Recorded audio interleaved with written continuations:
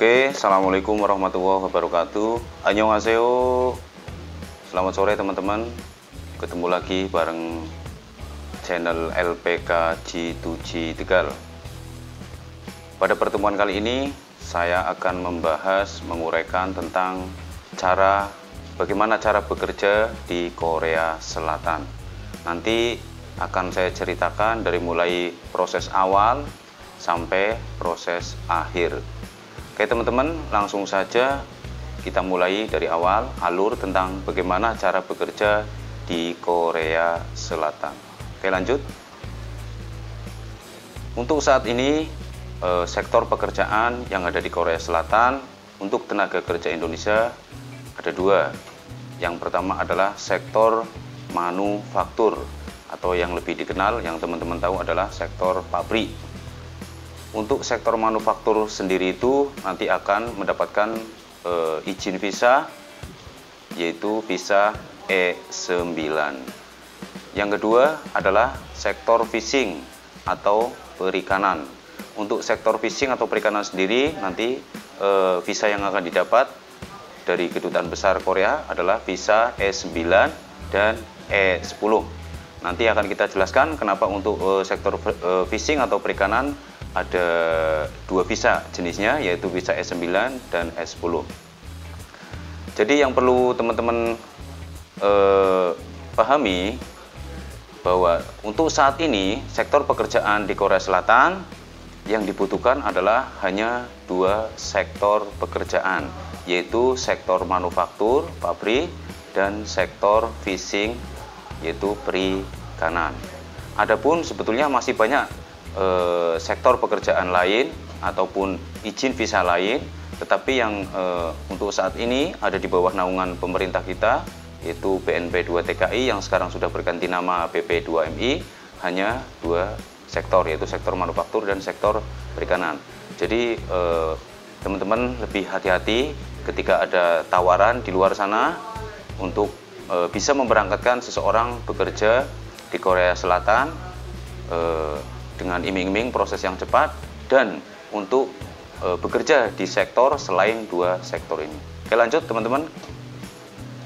Untuk pembahasan berikutnya adalah sektor manufaktur. Kita akan kupas sektor manufaktur. Sektor manufaktur atau yang teman-teman kenal dengan bekerja di pabrik itu hanya bisa dilaksanakan atau dilakukan melalui jalur program G2G. Apa itu program G2G? Nanti akan dijelaskan di bawah. Artinya begini teman-teman, ketika teman-teman ingin bekerja di Korea, untuk memilih atau yang memilih sektor manufaktur, itu jalurnya cuma satu, yaitu melalui jalur program G2G atau government to government. Kesimpulannya, tidak ada pihak swasta atau PT apapun jenisnya yang bisa memberangkatkan seseorang itu bekerja di Korea Selatan untuk sektor manufaktur selain pemerintah melalui satu program, yaitu namanya program G2G. Yang kedua adalah sektor fishing atau perikanan. Oke. Kalau untuk sektor fishing atau perikanan, seperti yang di atas tadi saya jelaskan, untuk sektor fishing atau perikanan ada dua jenis visa. Yang pertama adalah visa E9, yang kedua visa E10. Nah, di sini akan saya jelaskan perbedaannya, bahwa untuk sektor perikanan atau fishing itu bisa melalui dua jalur. Yang pertama adalah jalur program G2G sendiri, yaitu government to government. Nah, kalau sektor fishing perikanan yang melalui jalur program G2G, nanti visanya adalah visa E9, sama dengan program atau sektor manufaktur. Sedangkan untuk sektor fishing atau perikanan itu bisa diberangkatkan atau dilaksanakan selain melalui program G2G, ada yang namanya program P2P. Apa itu program P2P? Adalah program swasta atau di luar program G2G, yaitu person to person atau private to private. Itu artinya kerjasama antara pihak swasta sini dengan owner pencari kerja di Korea. Nah, bagi teman-teman yang melalui jalur fishing program P2P nanti akan mendapatkan visanya adalah visa E10. Jadi kesimpulannya teman-teman sekarang sudah tahu, ketika teman-teman mau bekerja di Korea Selatan, yang pertama tentukan dulu pilihan teman-teman. Pertama, mau mengambil sektor apa? Kalau teman-teman mau mengambil sektor manufaktur atau pabrik, otomatis langkahnya atau jalurnya cuman lewat jalur program G2G, tidak ada tawar-menawar. Oke. Sedangkan untuk teman-teman yang pengen berangkat ke Korea dengan memilih sektor perikanan atau fishing, teman-teman bisa ada alternatif atau ada opsi pilihan, mau ikut program G2G atau mau ikut program P2P. Apa perbedaannya sektor fishing yang melalui program G2G dan apa sektor fishing yang melalui program P2P? Saya jelaskan. Untuk sektor fishing yang perikanan melalui program G2G, itu teman-teman nanti bisa memilih jurusan ya, kalau boleh dibilang adalah jurusan. Yang melalui program G2G, teman-teman diberi kesempatan untuk memilih pilihan antara yang pertama adalah penangkapan, yang kedua adalah budidaya. Jadi saya tegaskan sekali lagi, teman-teman yang ingin bekerja di Korea Selatan, terutama yang ingin mengambil sektor fishing melalui program G2G, nanti ada pilihan, yaitu mau mengambil yang jurusan penangkapan atau yang budidaya. Sedangkan teman-teman yang mengambil sektor fishing melalui jalur program P2P atau swasta, itu jurusannya cuma satu, penangkapan. Jadi mau nggak mau teman-teman yang berangkat ke Korea melalui sektor fishing tidak bisa ada pilihan, mau nggak mau nanti di sana adalah sektor pekerjaannya adalah di bidang penangkapan. Oke, mungkin sampai sini teman-teman sudah jelas ya. Oke, kita lanjut yang selanjutnya. Oke, program G2G atau government to government. Apa itu sih sebetulnya program G2G? Sementara kita sering mungkin teman-teman dengar dari media massa, dari media sosial, dari teman atau dari informasi manapun tentang program kerja Korea G2G. Apa sih sebetulnya program G2G itu? Oke, saya jelaskan secara singkat saja. G2G adalah government to government. Government artinya dari pemerintah ke pemerintah. Oke, di sini saya jelaskan merupakan sebuah program kerjasama antara pemerintah Indonesia dengan pemerintah Korea Selatan dalam hal penempatan tenaga kerja atau pekerja migran Indonesia. Sekarang untuk sebutan tenaga kerja sudah diganti dengan pekerja migran Indonesia untuk bekerja di Korea Selatan dengan sistem permit. Apa itu sistem permit? Adalah sistem izin tinggal. Dalam hal ini adalah izin tinggal sementara selama masa kontrak. Oke. Tadi saya jelaskan bahwa program G2G adalah merupakan program kerjasama antara pemerintah Indonesia dengan pemerintah Korea Selatan. Untuk pemerintah Indonesia dalam hal ini diwakili oleh BP2MI yang dulu teman-teman lebih kenal dengan BNP2TKI. Sekarang sudah berganti nama menjadi BP2MI. Sedangkan untuk pemerintah Korea Selatan itu diwakili sama HRD Korea. Oke. Untuk lebih tahu atau lebih jelas, lebih detail tentang lembaga BP2MI, teman-teman bisa mengakses di website bp2mi.go.id. Sedangkan teman-teman yang pengen lebih mengorek tentang informasi HRD Korea, bisa teman-teman klik di HRD Core IPS Go KR. Oke, berikutnya akan kita bahas tentang persyaratan. Apa sih persyaratan yang harus kita penuhi ketika kita ingin bekerja di Korea Selatan melalui jalur program G2G? Oke. Persyaratan yang pertama bahwa peserta untuk program G2G itu bisa diikuti oleh pria ataupun wanita. Artinya ada kesempatan untuk wanita, tetapi perlu teman-teman ingat bahwa prosentasi wanita itu sangat kecil dibandingkan dengan pria. Mungkin sekitar boleh dibilang antara 5 sampai 20%. Oke, tapi tetap optimis bahwa wanita pun bisa mengikuti program G2G. Yang kedua, usia adalah minimal 18 tahun sampai dengan maksimal 38 tahun. Oke, gini saya jelaskan. Untuk usia, sebetulnya ketentuan dari HRD Korea adalah 39 tahun. Oke, sekali lagi, kenapa saya tulis di sini usia 18 sampai dengan 38 tahun? Artinya gini, untuk teman-teman yang berusia 39 tahun sebetulnya bisa, tetapi itu tidak boleh melebihi 39 pada saat pendaftaran itu dibuka. Maka di sini saya tulis 38 tahun, itu mungkin lebih safety ya, lebih aman buat teman-teman yang masih usia 38 tahun pun ya, masih bisa. Dan teman-teman yang usianya 39 tahun pun mungkin bisa dicoba dengan catatan pada saat pendaftaran tersebut dibuka, artinya sudah di kualifikasi 39 tahun lebih sekian bulan, nanti ditentukan sama HRD Korea. Oke, begitu pula usia minimal 18 tahun itu nanti kalau memang pada saat pendaftaran dibuka, semisal pada bulan Januari dibuka dan teman-teman pada bulan Januari atau misalkan Februari teman-teman usianya 18 kurang 2 minggu ataupun kurang 1 hari, itu pun tetap nggak bisa. Artinya pada saat pra pendaftaran itu dibuka, teman-teman sudah berusia minimal 18 tahun. Oke, lanjut. Persyaratan berikutnya, pendidikan adalah minimal SMP atau sederajat. Jadi buat teman-teman yang punya pendidikan ataupun lulusan SMP, tidak usah minder, banyak kesempatan untuk bersaing dengan teman-teman yang sudah lulusan SMA ataupun SMK, ataupun bahkan banyak yang pendaftar dari D3 ataupun S1. Oke, karena pendidikan minimal yang dipersyaratkan adalah SMP atau sederajat. Ya, sedikit saya kasih informasi, artinya sederajat untuk teman-teman yang memiliki ijazah ataupun lulusan paket setara dengan SMP itu juga bisa. Oke, sekali lagi saya tegaskan bahwa pendidikan minimal untuk bisa mengikuti program G2G Korea Selatan adalah SMP sederajat atau lulusan paket yang setara dengan SMP.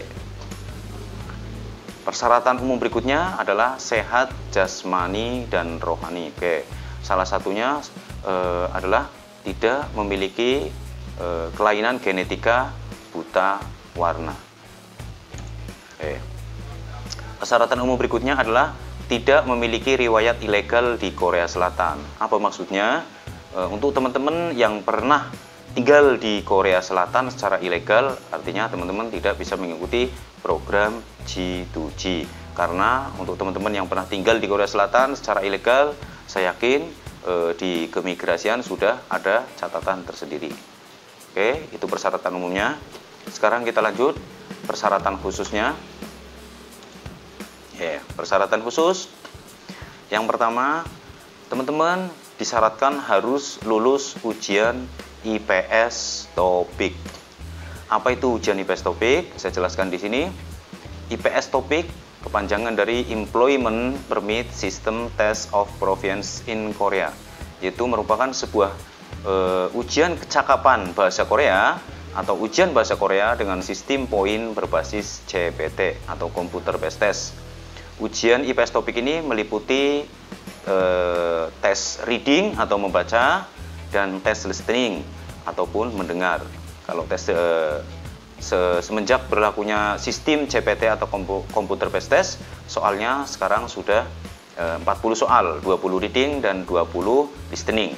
Kalau dulu sebelum sistem CPT atau sebelum sistem komputer masih dengan sistem PPT atau paper, itu soalnya 50, 25 reading dan 25 listening. Oke, jadi teman-teman harus lulus ujian ini. Dengan standar kelulusan nanti akan ditentukan dari pihak HRD Korea. Oke, persyaratan khusus yang kedua adalah teman-teman harus lolos ujian skill. Apa itu ujian skill atau skill test? Yaitu merupakan ujian skill plus ujian kompetensi. Oke. Ujian skill itu meliputi wawancara, tes buta warna, dan penilaian sertifikat kompetensi. Oke. Khusus untuk teman-teman yang mendaftar program G2G dengan memilih sektor pekerjaan fishing atau perikanan, maka ada persyaratan khusus. Yaitu yang pertama, teman-teman harus memiliki BST Apa itu BST? Adalah Basic Safety Training. Yang kedua, teman-teman harus memiliki sertifikat pelatihan kompetensi 120 jam sesuai dengan lembaga yang ditunjuk sama pemerintah untuk menerbitkan sertifikat pelatihan tersebut. Oke teman-teman, kita lanjut ke pembahasan selanjutnya adalah tentang alur program G2G. Seperti apa sih alur program G2G dari mulai awal sampai akhir? Oke, akan saya jelaskan secara singkat, padat tentang alur program G2G. Oke, untuk alur program G2G sendiri, kali ini saya akan bagi menjadi dua, yaitu tahapan pra, artinya sebelum, dan tahapan pasca, artinya sesudah. Oke, apa yang masuk ke dalam tahapan pra? Nah, yang pertama, nanti teman-teman melakukan pra pendaftaran online. Oke, ketika sudah ada pengumuman, jadi teman-teman sering mengakses websitenya bnp2tki.go.id atau yang sekarang berubah nama menjadi BP2MI. Jadi sekali lagi, sering-sering teman mengakses websitenya BP2MI atau BNP2TKI. Nanti di situ teman-teman klik di G2G Korea. Ketika ada pendaftaran ataupun pendaftaran G2G sudah dibuka, maka langkah yang pertama teman-teman lakukan adalah melakukan pra pendaftaran online. Oke. Setelah ketika teman-teman melakukan pra pendaftaran online, teman-teman akan menginput data-data teman-teman dengan sistem online langsung dan mengupload beberapa dokumen yang dibutuhkan. Oke, ini teman-teman bisa perhatikan tampilan website G2G bnp2tki.go.id. Nah, sekarang sudah berganti nama G2G BP2MI. Di taskbar atas teman-teman bisa lihat ada pilihannya G2G Korea, G2G Jepang, daftar sarana kesehatan dan sebagainya. Nah, nanti teman-teman tinggal klik di pendaftaran GPT umum, karena pendaftaran ada dua, yaitu pendaftaran GPT umum dan satunya lagi adalah pendaftaran GPT khusus. Kalau GPT khusus adalah disediakan buat teman-teman yang ex Korea. Oke, tampilannya seperti ini, alamat website G2G BP2MI. Oke, kita lanjut. Nah, ketika teman-teman sudah berhasil memasukkan atau menginput data teman-teman, terus mengupload beberapa dokumen yang dibutuhkan seperti KTP ataupun paspor, ijazah, surat keterangan buta wara dan lain-lain sesuai dengan yang diminta oleh panitia, maka nanti kalau teman-teman sudah berhasil, maka teman-teman dinyatakan ataupun teman-teman mendapatkan bukti pra pendaftaran. Nah, itu. Kalau teman-teman sudah berhasil melakukan pendaftaran ataupun sudah upload data, maka akan mendapatkan bukti pra pendaftaran. Bukti pra pendaftaran seperti ini, dan bisa teman-teman save ataupun langsung di print untuk dibawa pada saat verifikasi. Oke, kita lanjut untuk step berikutnya atau alur berikutnya, yaitu ada proses verifikasi data dan dokumen. Apa sih yang dimaksud dengan proses atau step verifikasi data dan dokumen? Yaitu merupakan proses verifikasi data dan validasi semua data dan dokumen pendukung yang telah diupload pada saat melakukan pra pendaftaran online.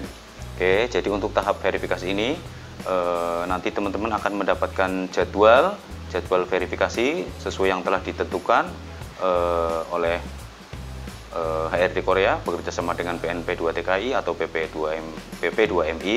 Jadi sekali lagi saya tegaskan, teman-teman sering mengakses website untuk mengetahui di mana teman-teman melaksanakan proses verifikasi data dan dokumen. Untuk tempat verifikasi data dan dokumen untuk zona barat biasanya berlokasi di Gedung Ikopin Bandung. Sedangkan untuk zona timur itu biasanya di Universitas Negeri Semarang. Tapi hal tersebut sewaktu-waktu mungkin bisa berubah sesuai dengan kebijakan dan ketentuan yang ditetapkan HRD Korea maupun BP2MI. Oke. Apa yang perlu kita lakukan pada saat proses verifikasi data dan dokumen tersebut? Jadi teman-teman nanti ketika hari yang sesudah ditentukan atau jadwal yang teman-teman dapat, teman-teman harus membawa semua dokumen dan data asli yang kemarin teman-teman upload pada saat melakukan pra pendaftaran online. Seperti contoh, nanti teman-teman membawa KTP asli, ijazah asli, foto asli, buku tabungan asli, terus bukti keterangan tidak buta warna yang dikeluarkan oleh rumah sakit atau dokter teman untuk mengetes buta warna. Oke, jadi nanti siapkan semua dokumen. Nanti teman-teman lihat di pengumuman dokumen apa yang perlu dibawa, teman-teman siapkan. Nanti ada yang namanya validasi. Nah, nanti teman-teman akan divalidasi semua dokumen-dokumennya. Ketika dokumen tersebut sudah diverifikasi dan divalidasi oleh panitia dan teman-teman dianggap sah atau teman-teman dianggap layak untuk mengikuti ujian program G2G, maka nanti teman-teman akan diberikan kartu ujian. Nah, oke, jadi boleh dibilang atau dengan kata lain, teman-teman yang mendapatkan kartu ujian itu artinya teman-teman dinyatakan layak untuk mengikuti ujian G2G setelah dilakukan atau setelah melalui proses verifikasi dan validasi data. Bisa teman lihat-lihat, bisa teman lihat di sini contoh kartu ujian bagi yang sudah lolos atau layak verifikasi. Oke, teman-teman, kita lanjut step berikutnya atau alur berikutnya. Oke, untuk alur berikutnya atau step berikutnya setelah teman-teman mendapatkan kartu ujian adalah teman-teman memantau terus di websitenya BNP2TKI atau BP2MI tentang jadwal ujian yang akan diselenggarakan. Oke. Berikutnya teman-teman mengakses atau mencari jadwal hari ujian teman-teman.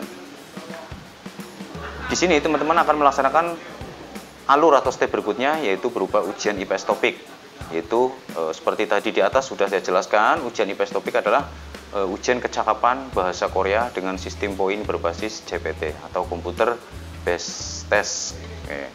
Dimana untuk ujian IPS topik dengan berbasis CPT itu teman-teman bisa langsung mengetahui poin ataupun nilai yang didapat, karena ketika ujian itu selesai atau berakhir maka langsung muncul di monitor komputer poin yang teman-teman dapatkan. Oke. Setelah teman-teman dinyatakan lulus ujian IPS topik, jadi gini teman-teman, saya tegaskan sekali lagi, semua sistem ini menggunakan adalah sistem gugur. Artinya kalau teman-teman tidak lolos di ujian IPS topik, maka teman-teman tidak berhak untuk mengikuti ujian selanjutnya atau ujian skill. Nah, bagi teman-teman yang dinyatakan lolos setelah melihat pengumuman lolos ujian IPS topik, maka teman-teman bisa mengikuti ujian berikutnya atau step berikutnya, yaitu ujian skill test. Apa itu ujian skill test? Merupakan ujian skill meliputi kemampuan ujian fisik, wawancara, dan skill sendiri. Untuk kemampuan fisik nanti berbeda-beda antara teman-teman yang ngambil sektor fisik sama sektor manufaktur. Kalau wawancara di sini adalah wawancara tentang perkenalan diri teman-teman dengan menggunakan bahasa Korea. Sedangkan ujian skill antara sektor manufaktur dengan sektor fishing juga akan berbeda. Untuk pembahasan lebih detail tentang seperti apa sih gambaran ujian skill test, nanti saya akan bikin satu kupasan lebih detail tentang ujian skill test program G2G. Oke, kita lanjut step berikutnya. Itu tadi beberapa alur atau step yang teman-teman ikuti adalah tahap atau yang pra ya sebelum. Oke. Sekarang setelah teman-teman mengikuti ujian tadi atau step-step tadi dan teman-teman dinyatakan sampai skill test dinyatakan lolos, maka alur berikutnya atau tahap berikutnya atau step berikutnya adalah tahapan pasca kelulusan. Oke. Setelah teman-teman dinyatakan lulus, maka langkah berikutnya adalah teman-teman akan menyending lamaran secara online. Oke, seperti apa sih sistem sindeng lamaran online? Nanti juga akan kita kupas lebih lanjut, lebih detail lagi dalam video berikutnya. Oke. Setelah teman-teman melakukan sending lamaran online, tahap berikutnya adalah adanya pengeluaran izin kerja atau yang disebut dengan SLC, standar lapor kontrak. Jadi saya ulangi, ketika teman-teman sudah lulus, tahap berikutnya adalah teman-teman akan melakukan sending lamaran online melalui website HRD Korea, yaitu IPS Go KR. Nah, setelah lamaran itu dinyatakan disetujui atau di-approve oleh HRD Korea, maka teman-teman akan bisa memantau di websitenya IPS GoKR dengan user ID dan password yang teman-teman sudah buat. Memantau apa? Dalam ini adalah memantau pengeluaran izin kerja atau SLC yang dikeluarkan oleh user dari HRD Korea. Artinya ketika profil ataupun CV yang tadi teman-teman sudah kirimkan sudah diambil oleh salah satu user atau sajang bos, maka dari sajang atau user di Korea akan mengeluarkan izin kerja. Nah, nanti izin kerja tersebut akan dituangkan dalam bentuk SLC, standar labor kontrak. Seperti apa, isinya seperti apa SLC itu? Oke, nanti saya akan bikin video lebih detail dan lebih jelas lagi tentang seperti apa SLC dan isinya serta penjelasan lebih rinci. Oke. Tahap selanjutnya, ketika teman-teman sudah mendapatkan SLC atau izin kerja, maka teman-teman sekali lagi sering mengakses websitenya BNP 2 TKI atau BP 2 MI. Sewaktu-waktu barangkali muncul panggilan preliminary. Itu apa sih preliminary? Itu adalah proses persiapan atau pembekalan ketika anak sudah mendapatkan izin kerja, dan di dalamnya salah satunya adalah proses untuk medical check up. Oke, nanti tentang preliminary juga nanti kita akan kupas lebih lanjut atau kita bikinkan sebuah video yang lebih jelas tentang kupasan preliminary, apa saja agenda yang akan didapat di dalam tahapan preliminary. Oke. Setelah preliminary, maka teman-teman tinggal menunggu jadwal penerbangan yang akan dikeluarkan oleh BNP 2 TKI. Oke, setelah jadwal terbang teman-teman muncul, maka teman-teman akan diterbangkan sesuai dengan jadwal, dan ketika teman-teman hari pertama sampai di Korea, itu ada step berikutnya, yaitu berupa pelatihan kerja di Korea. Jadi ketika teman-teman sudah sampai di Korea, hari pertama teman-teman menginjakan kaki di Korea itu tidak mungkin langsung untuk dipekerjakan sama user, tapi nanti teman-teman akan dibekali dengan pelatihan sama HRD Korea itu 4 hari dari hari pertama, termasuk di dalamnya juga ada medical ulang atau medical lanjutan dari pemerintah HRD Korea. Oke teman-teman, jadi ketika teman-teman hari pertama menginjakan kaki di Korea, teman-teman tidak akan mungkin langsung dipekerjakan di sajang atau di pos ataupun di user di pabrik. Tetapi teman-teman hari pertama nyampe di Korea, langkah yang pertama dilakukan adalah di karantina untuk mendapatkan pelatihan kerja selama 4 hari terhitung dari hari pertama. Oke, tentang pembekalan, pelatihan, pengenalan budaya dan lain-lain sebagainya. Nanti akan ada pembekalan dari HRD Korea, dan hari terakhirnya atau hari keempatnya baru teman-teman akan dijemput oleh user ataupun sajang ataupun bos. Nah, step berikutnya adalah penugasan kerja. Untuk tahapan pasca ini itu bisa teman-teman akses di websitenya IPS GoKR. Nah, nanti di situ ada yang namanya kolom 1, kolom 2, kolom 3, kolom 3, kolom 4 dan seterusnya sampai yang terakhir adalah penugasan kerja. Oke, teman-teman, mungkin itu sedikit ulasan tentang alur, step dan langkah-langkah dalam program G2G. Oke. Nah, nanti akan kita buatkan yang lebih detail, yang lebih jelas masing-masing step-step tersebut biar teman-teman lebih tahu tentang program G2G. Oke teman-teman, sampai sini satu pesan dari saya. Oke. Yang pertama adalah sukses itu hanya untuk orang-orang yang mau keluar dari zona nyaman. Yang kedua, pesan dari saya, kata kunci sukses adalah kamu bisa apa dan bukan kamu lulusan apa. Yang ketiga, banggalah untuk menjadi seorang TKI karena TKI adalah pahlawan devisa bagi negara. Dan yang terakhir, junjunglah tinggi nama bangsa dan negaramu dimanapun bumi kamu pijak. Oke, sekian video dari saya. Sampai ketemu di video-video selanjutnya. Sukses IPS Topik bersama LPK G2G Tegal. Annyeong, aseo, 감사합니다. 앞으로 잘 부탁드립니다. Bye bye.